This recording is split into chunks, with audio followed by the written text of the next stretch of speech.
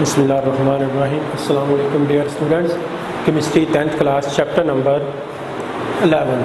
बेटा कल हम लोगों ने जो लेक्चर हमारा था उसके अंदर हमने कोल गैस, अम्यूनिकल लिकोर, कोल तार और कोक के बारे में पढ़ा था। हम लोगों ने देखा था कि कोल गैस जो है वो मिक्सचर है हाइड्रोजन, मीथेन, कार्बन मोनोऑक्साइड वगैरह का। फिर हमने इसके यूजेस वगैरह को देखा था। इसी तरह अम्यूनिकल लिकोर की हमने बात की थी और हमने कहा था कि ये अमोनिया गैस और वाटर का मिक्सचर है और इसके भी हमने यूजेस की बात की। कोल तार की हमने बात की थी और हमने कहा था कि ये मिक्सचर होता है, ये थिक ब्लैक लिक्विड होता है और मोर देन 200 केमिकल इसके अंदर मौजूद होते हैं जिनको फ्रैक्शनल डिस्टिलेशन से फिर अलग भी किया जाता है। जिनके अंदर हमने बेंजीन की बात की थी, फिनोल की बात की थी, टोलुइन की, एनिलीन की, फिर ये कहाँ कहाँ पे यूज़ होता है उसकी बात की थी हमने। और सबसे एंड पे हमने कोक की बात की थी और हमने कहा था कि इसके अंदर 98% जो है वो कार्बन होती है और इसको फिर इसके यूजेस कहाँ कहाँ हैं उसकी हमने बात की थी। तो आज हम स्टार्ट करते हैं पेट्रोलियम से।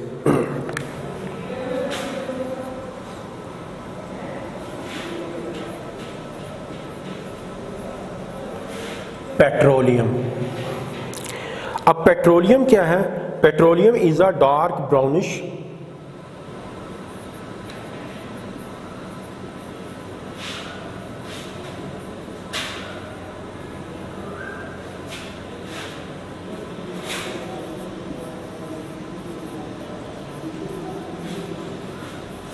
और ग्रीनिश ब्लैक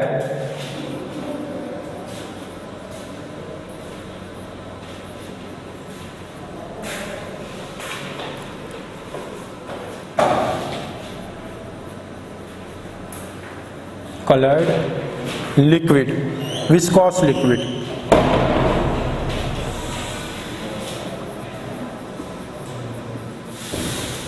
विस्कॉस लिक्विड। एक बार फिर देखें, petroleum is a dark brownish और greenish black coloured viscous liquid. यानी ये जो है ये ब्राउनिश, डार्क ब्राउनिश या ग्रीनिश ब्लैक कलर का विस्कॉस गाढ़ा लिक्विड होता है। ठीक है, पेट्रोलियम जो है, एक बार फिर रिपीट करता हूं मैं, petroleum is a dark brownish और greenish black coloured viscous liquid. अब असल में ये होता क्या है? अब ये भी मिक्सचर होता है,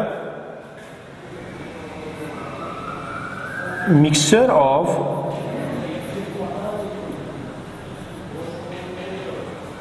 several solids।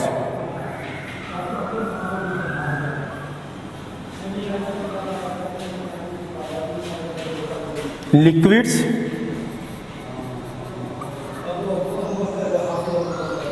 और gaseous hydrocarbons।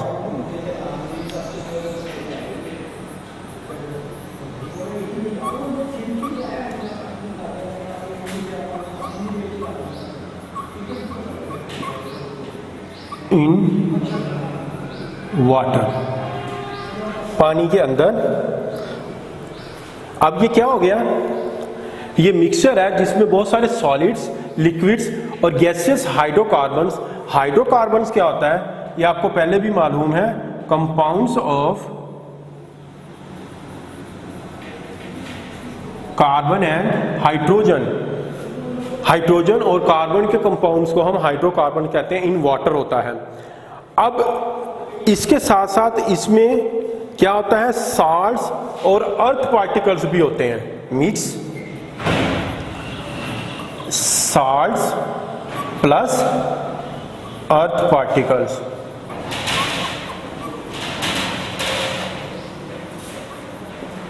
अर्थ पार्टिकल्स भी इसके अंदर मौजूद होंगे। अब ये ऑर्गेनिक कंपाउंड का मेन सोर्स है पेट्रोलियम जो है।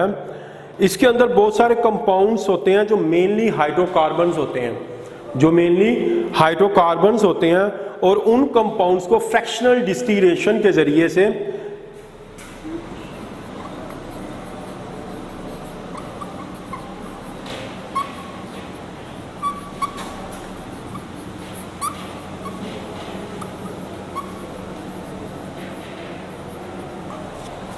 सेपरेटेड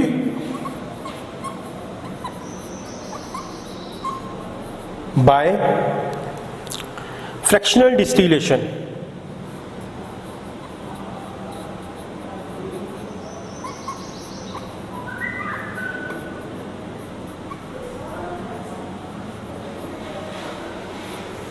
बाय फ्रैक्शनल डिस्टिलेशन, जिन्हें फ्रैक्शनल डिस्टिलेशन के जरिए से अलग किया जाता है। अब फ्रैक्शनल डिस्टिलेशन क्या होती है? फ्रैक्शनल डिस्टिलेशन के बारे में मैंने आपको बताया था कि फ्रैक्शनल डिस्टिलेशन जो होती है उसमें हम जो कंपोनेंट्स होते हैं उसको टेम्परेचर के, उनके बॉइलिंग पॉइंट के एतबार से अलग करते हैं। जिसका बॉइलिंग पॉइंट कम होता है वो टॉप पे आ जाती है, पहले उसको वहां से हटा लिया जाता है, फिर उसके बाद जिसका बॉइलिंग पॉइंट उससे ज्यादा होता है वो उसके बाद आती है, फिर इसी तरह, यानी according to their boiling point separated the components is called the fractional distillation. Separated the components according to their boiling point is called fractional distillation. उसको हम फ्रैक्शनल डिस्टिलेशन कहेंगे। क्या कहेंगे? फ्रैक्शनल डिस्टिलेशन कहेंगे। अब जो फ्रैक्शनल डिस्टिलेशन होती है वो कोई सिंगल कंपाउंड नहीं होता है, यानी जब हम उसको निकाल लेते हैं तो वो सिंगल कंपाउंड नहीं होगा, उसमें एक से ज्यादा कंपाउंड भी मौजूद हो सकते हैं। तो ये है हमारा पेट्रोलियम। मैं इसको एक बार फिर दोबारा जनरल रिपीट करता हूं। Petroleum is a dark brownish और greenish black coloured viscous liquid होता है ये, ठीक है। उसके बाद क्या है? ये मिक्सचर होता है सेवरल सॉलिड्स का, लिक्विड्स का और गैसियस हाइड्रोकार्बन्स का इन वाटर। इसके अलावा इसके अंदर मिक्स होते हैं सॉल्ट्स और अर्थ पार्टिकल्स भी। इसके अंदर जो कंपोनेंट्स होते हैं वो मेनली क्या होते हैं? हाइड्रोकार्बन्स होते हैं। अब उन कंपोनेंट्स को हम जो है वो फ्रैक्शनल डिस्टिलेशन के जरिए से अलग कर सकते हैं। फ्रैक्शनल डिस्टिलेशन क्या होती है? Separation of the components. इसमें कंपोनेंट्स को अलग किया जाता है according to their boiling point. उनके बॉइलिंग पॉइंट के अकॉर्डिंग जो है उनको अलग किया जाता है। उसको हम कहते हैं कि ये फ्रैक्शनल डिस्टिलेशन है। ये क्या है? फ्रैक्शनल डिस्टिलेशन है। तो आगे अब हमारा अगला आर्टिकल जो है वो है नेचुरल गैस। ये सब बच्चे इसको देख लें।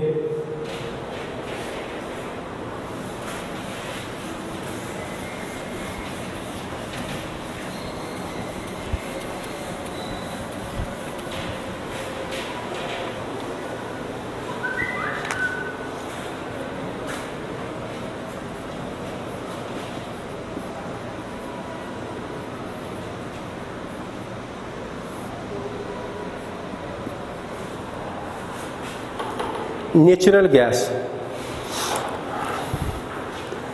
अब नेचुरल गैस जो है ये क्या है? Mixture of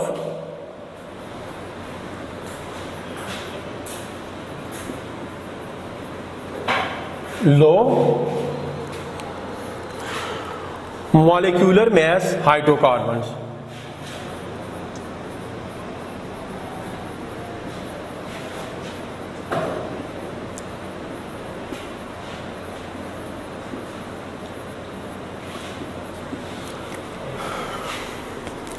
it is a mixture of low molecular mass hydrocarbons, यानी इसमें ऐसे हाइड्रोकार्बन्स होंगे। हाइड्रोकार्बन्स क्या था? Compounds of hydrogen and carbon. ऐसे हाइड्रोकार्बन्स होंगे जिनका मॉलिक्यूलर मास लो होगा। और उसके बाद 85% कंपोनेंट जो है इसके अंदर मीथेन होती है।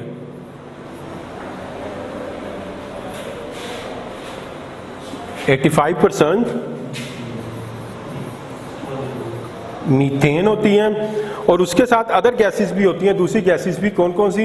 ईथेन, प्रोपेन एंड ब्यूटेन ये भी इसके में मौजूद होती हैं। अब इसका ओरिजिन बिल्कुल वैसे ही होता है जैसे कि हमने उसका कोयल वगैरह का पढ़ा था जो, और पेट्रोलियम का पढ़ा था, जैसे वो ओरिजिन है उनका वैसे ही इसका होता है, इसके नेचुरल गैस का भी। अब नेचुरल गैस यूज कहाँ होती है? नेचुरल गैस जो है ये असल में ये यूज हो रही है, use as domestic fuel, domestic fuel के तौर पे घरों के अंदर इस्तेमाल हो रही है, इंडस्ट्रीज में हो रही है,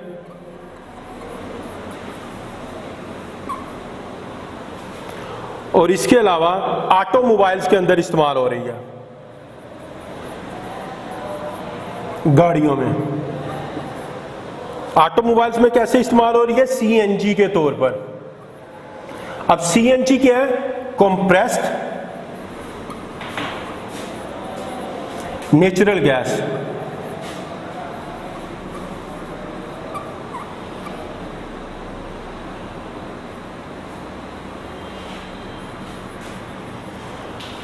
कंप्रेस्ड नेचुरल गैस के तौर पर इस्तेमाल हो रही है। इसके अलावा नेचुरल गैस जो है वो फर्टिलाइजर्स में इस्तेमाल हो रही है।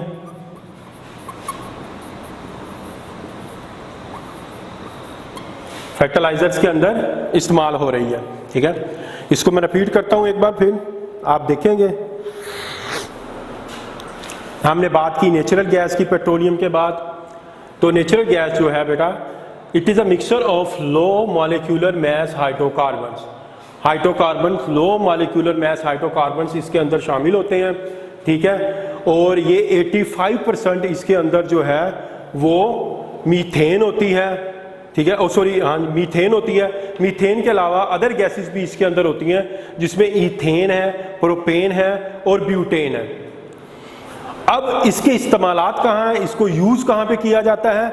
इसको यूज किया जाता है, ये यूज होती है डोमेस्टिक फ्यूल के तौर पर, यानी घरों के अंदर इस्तेमाल होती है फ्यूल के तौर पर, इंडस्ट्री में इस्तेमाल होती है, ऑटोमोबाइल गाड़ियों के अंदर सीएनजी के तौर पर इस्तेमाल होती है। सीएनजी हम कहते हैं कंप्रेस्ड नेचुरल गैस।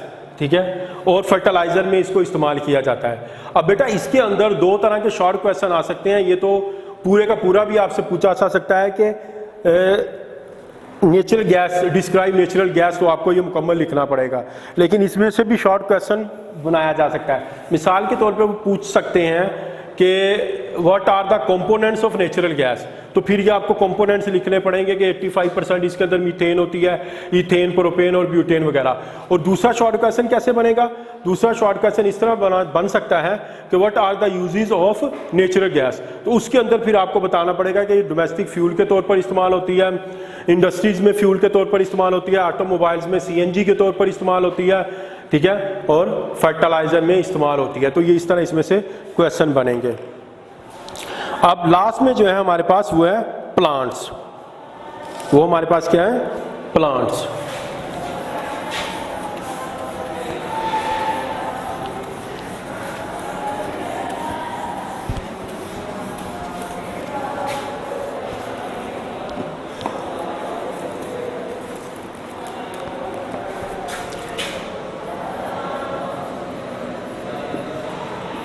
अब इसमें लिविंग प्लांट्स हैं।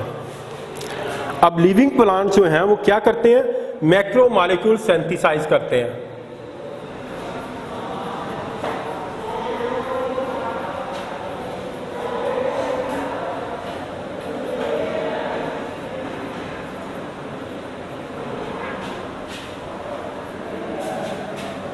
For example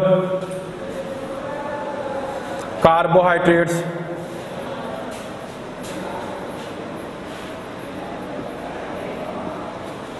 proteins,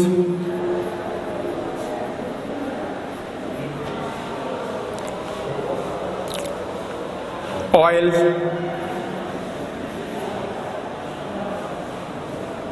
and vitamins.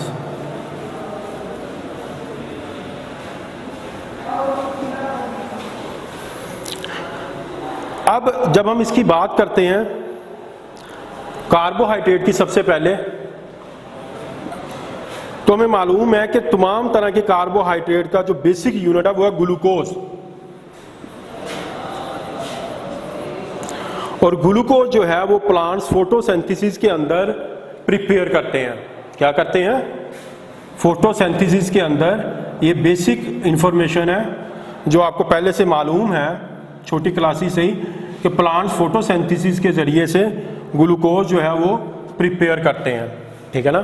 Photosynthesis के ज़रिए ग्लूकोज तैयार करते हैं, प्रिपेयर करते हैं।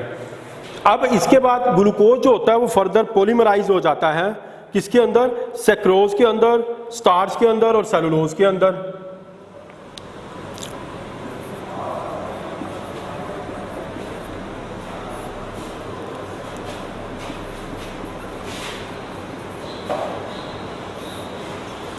और सेलुलोज के अंदर।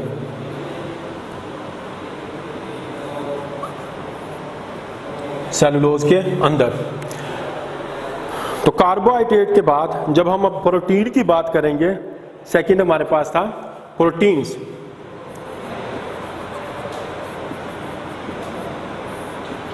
तो प्रोटीन्स क्या होती हैं? प्रोटीन्स हमें मिलती हैं पल्सिस और बीन से। पल्सिस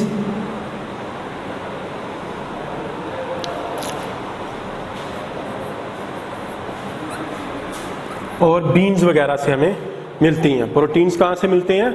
पल्सिस और बीन्स वगैरह से। पल्सिस दालों को, बीन्स लोबिया वगैरह उनसे मिलते हैं। इसके अलावा प्लांट्स जो होते हैं उनकी रूट्स के अंदर जो बैक्टीरिया होता है जो नाइट्रोजन फिक्सेशन करता है, नाइट्रोजन फिक्सेशन बैक्टीरिया जो होता है वो भी प्रोटीन्स को प्रिपेयर करता है। Nitrogen fixation bacteria.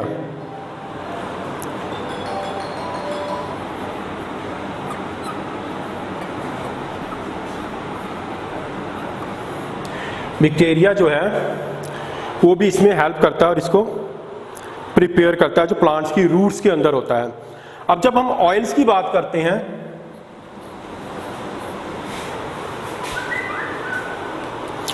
ऑयल्स की बात करते हैं तो ऑयल जो होता है वो सीड्स के अंदर पाया जाता है। कहाँ पे? प्लांट्स के सीड्स के अंदर। वहां से इसको एक्सट्रैक्ट किया जाता है, ठीक है। जैसे सनफ्लावर है, पाम है, कोकोनट है, ग्राउंडनट है, वगैरह वगैरह।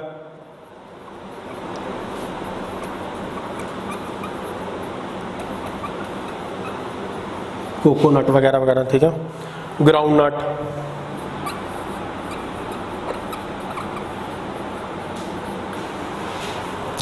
और एंड पे है हमारे पास विटामिन्स।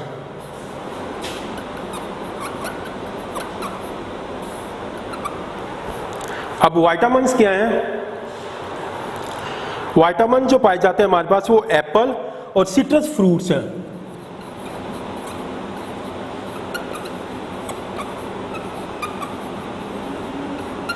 सिट्रस फ्रूट्स वगैरह में पाए जाते हैं। इन सब चीज़ों के अलावा प्लांट्स हमें जो देते हैं, जो इसके अलावा चीज़ें देते हैं, उनके अंदर हमारे पास आ जाती है गम, रबड़, मेडिसिन्स वगैरह। ये भी हमें प्लांट से ही हासिल होती हैं। ये भी हमें प्लांट से ही हासिल होती हैं। मैं इसको एक बार रिपीट करता हूँ, आप इसको देख लीजिएगा। सबसे पहले हमने प्लांट्स की बात की और हमने कहा कि ये मैक्रो मॉलिक्यूल जो है सिंथेसाइज करते हैं, जिनमें कार्बोहाइड्रेट, प्रोटीन्स, ऑयल्स और विटामिन्स आ जाते हैं। फिर हमने वन बाय वन इनकी बात की। हमने कहा कि तमाम तरह के कार्बोहाइड्रेट जो होंगे उनका बेसिक यूनिट जो होगा वो ग्लूकोज होगा। हमने ग्लूकोज की बात की तो हमने कहा कि प्लांट्स फोटोसिंथेसिस के ज़रिए से ग्लूकोज जो है उसको प्रिपेयर कर सकते हैं। इसके बाद ग्लूकोज जो होता है वो पॉलीमराइज हो जाता है सेक्रोज के अंदर, स्टार्च के अंदर और सेलुलोज के अंदर। फिर जब हमने प्रोटीन की बात की तो हमने कहा कि ये पल्सिस और बीन्स वगैरह के अंदर होते हैं। और इसके अलावा प्लांट्स की रूट्स के अंदर नाइट्रोजन फिक्सेशन बैक्टीरिया होता है जो कि प्रोटीन सिंथेसाइज कर सकता है। हमने ऑयल की बात की तो हमने कहा कि ये प्लांट्स के सीड्स के अंदर होता है। प्लांट के सीड से हम इसको एक्सट्रैक्ट करते हैं, निकालते हैं। जैसे सनफ्लावर है, कोकोनट है, ग्राउंड नट वगैरह है, ये सारे हैं। ठीक है। उसके बाद हमने बात की वाटरमेलन्स की। वाटरमेलन्स की बात की तो हमने कहा कि ये एप्पल और सिट्रस फ्रूट्स के अंदर पाया जाता है, लेकिन इन तमाम चीज़ों के अलावा भी हमें प्लांट से गम्स, रबड़ और मेडिसिन वगैरह इस्तेमाल होती हैं। तो बेटा हमने ये जो तीनों आर्टिकल आज पढ़े हैं उसमें हमने कौन कौन से पढ़े हैं? पेट्रोलियम और number 2 natural gas, number 3 plants. ये आप लोगों ने याद करने हैं, ठीक है बेटा। और अगर इससे मुतालिक कोई भी क्वेश्चन आपने करना हो तो वो आप मेरे व्हाट्सएप नंबर पे मुझसे करेंगे। Thank you.